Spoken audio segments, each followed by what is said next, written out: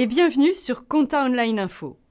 Au sommaire cette semaine, la diminution du taux d'impôt sur les sociétés, l'utilité de la balance des comptes et les éléments qui entrent dans la rémunération des salariés.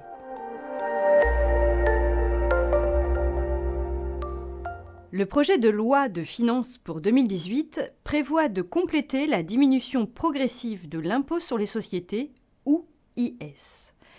D'un taux de droit commun fixé à 1/3 du résultat fiscal, le taux d'IS serait ramené à 25% en 2022. La loi de finances pour 2017 avait déjà prévu une diminution progressive de ce taux d'impôt sur les sociétés. Le taux de 28% devrait s'appliquer progressivement à toutes les sociétés en 2020, avec un premier seuil en 2017.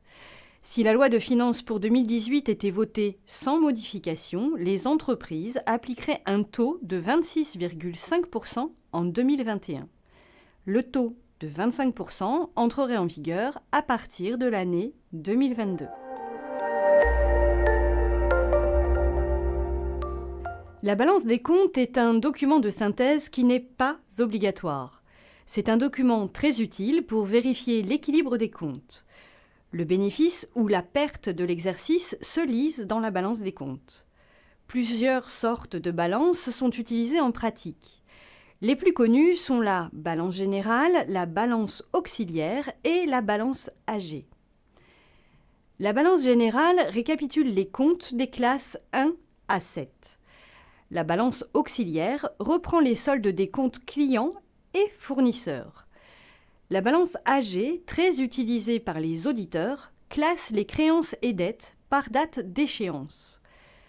La balance est également utilisée dans le cadre d'une création de dossier dans un logiciel de comptabilité ou lorsque la comptabilité est tenue par l'entreprise. L'expert comptable saisit ou importe alors les soldes des comptes de la balance dans son propre logiciel pour commencer ses travaux.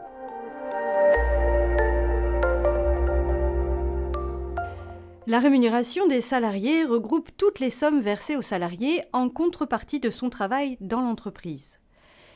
Elle ne peut pas être inférieure au SMIC et comprend le salaire de base et tous ses accessoires.